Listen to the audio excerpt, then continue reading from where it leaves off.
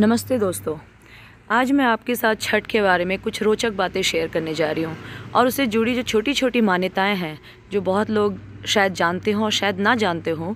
जो छठ नहीं करते उन्हें तो नहीं पता होगा, तो उनके लिए ये वीडियो बहुत ही इन्फॉर्मेटिव होने वाली है। तो आप मेरे इस वीडियो के साथ आखिरी तक बने रहें। दोस्तों, छठ पूजा जो है ये 4 दिन का एक महापर्व है, जिसमें पहले दिन जो है जिसे हम नहाए खाए कहते हैं, इस दिन जो भी औरत या पुरुष व्रत करते हैं वो नहा करके ही पानी या चाय वाय पीते हैं। इस दिन वे लहसुन या प्याज से बना हुआ कोई भी नमक वाला चीज़ नहीं खाते हैं। नमक खाते हैं लेकिन वो उसमें प्याज या लहसुन नहीं होना चाहिए। पूरे ही स्वच्छता के साथ इस पूजा को नियम निष्ठा के साथ किया जाता है। दोस्तों, आपने सुना होगा कि छठ पूजा को हर जगह महापर्व बोला जाता है।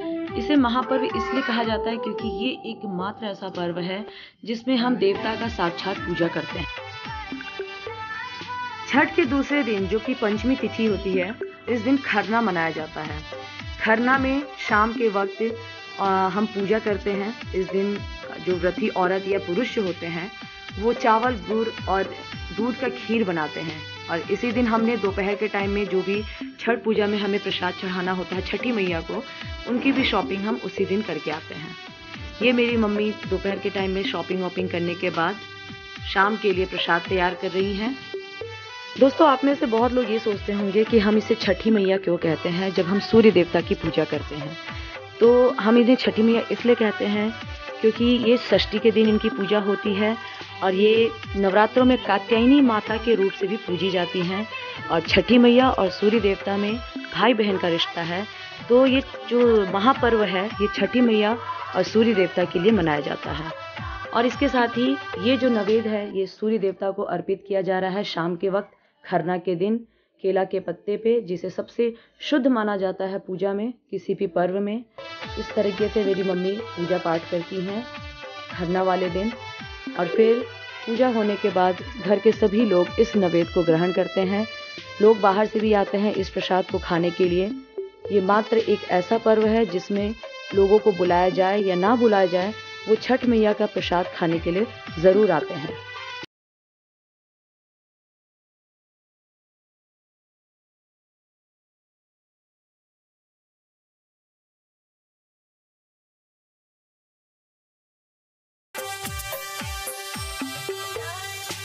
छठ पूजा का तीसरा दिन, जिसे षष्ठी कहते हैं, इस दिन को ही हम छठी मैया की पूजा करते हैं और शाम के डूबते हुए सूरज की उपासना करते हैं।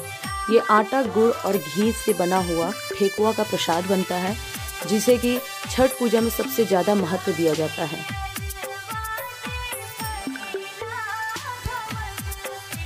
षष्ठी तिथि दोस्तों अपने आप में बहुत महत्व रखता है क्योंकि ये छठी मैया का दिन है, मतलब कात्यायनी माता का दिन है।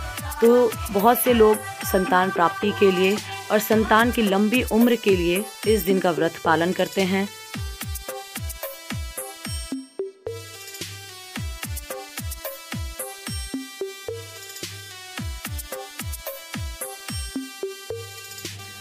और इस तरह से हम शाम के अर्घ की तैयारी कर रहे हैं। ये बांस की टोकरियां होती हैं और सूप होते हैं जिसे हम कोनिया और डाला कहते हैं। इसे हम सिंदूर और चावल को पानी में भिगो के उसका घोल तैयार करके सब चीज़ों में लगा करके सारे जो भी प्रसाद होते हैं, टोकरियां होती है, उसमें लगाते हैं। सिंदूर लगा के इसे शुद्ध किया जाता है।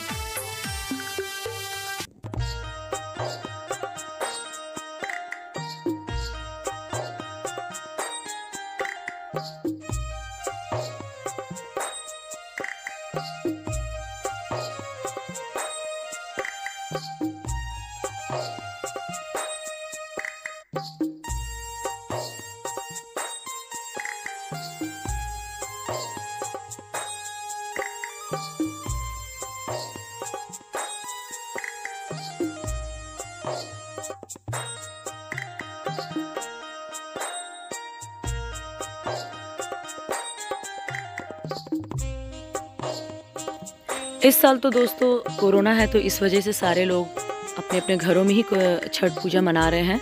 वरना लास्ट ईयर जब कोरोना नहीं था, घाट पे हम जाते थे तो वहाँ तो कुछ अलग ही माहौल होता है छठ का। और चारों तरफ उसी तरह से स्वच्छता देखी जा सकती थी।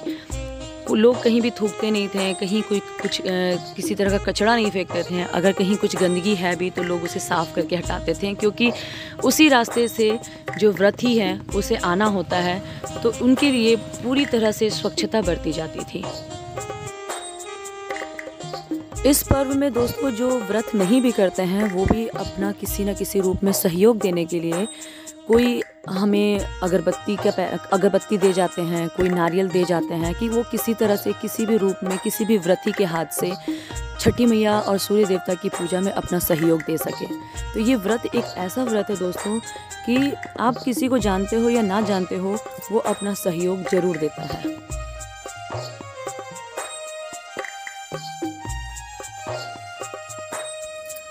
और इसी के साथ हमारा जो पूजा का डाला था वो तैयार हो चुका है। शाम के अर्घ की पूजा की तैयारी हो रही है। ये मेरे भाई ने पूरा डाला उठा करके यहाँ पे अब सजाया है, मेरी बहन अभी से, क्योंकि अब हम ये डूबते सूरज की पूजा करने वाले हैं, तो सारी चीज़ों का जो मुख है वो पश्चिम की तरफ होने वाला है। ये पश्चिम की तरफ रख के हम डूबते सूरज को ये सारा प्रसाद अर्पित करेंगे, उनकी पूजा करेंगे, उन्हें अर्घ देंगे। कुछ ऐसा माहौल हुआ करता था कोरोना से पहले हमारे छठ घाटों का। इस माहौल की वजह से ही लोग दूर दूर से छुट्टियां लेकर के छठ पूजा में आते थे, लेकिन इस कोरोना की वजह से सब कुछ हमसे छीन गया। लेकिन फिर भी इस बार हमने छठी मैया से यही प्रार्थना किया है कि जल्द से जल्द इस कोरोना को ख़त्म करे, ताकि हम वापस से अपने अपने घाटों पे जा कर के छठी मैया का पूजा कर सकें।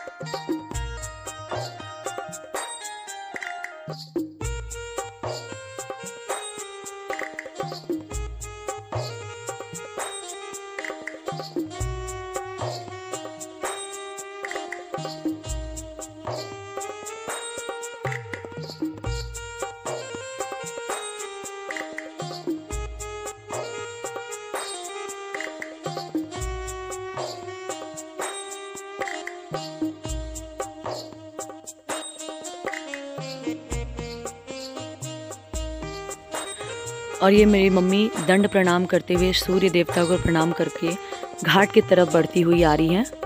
ये कोई नियम नहीं है पूजा में, ये मेरी मम्मी ने 2010 में मन्नत मांगी थी पापा के लिए, जब उनका बहुत बड़ा एक्सीडेंट हो गया था और उनके दोनों पैर टूट चुके थे। डॉक्टरों ने बोला था काटने की नौबत है, वो अब कभी चल नहीं सकते। उन्होंने मन्नत मांगी, मेरी मम्मी ने मन्नत मांगी थी और मन्नत पूरी हुई।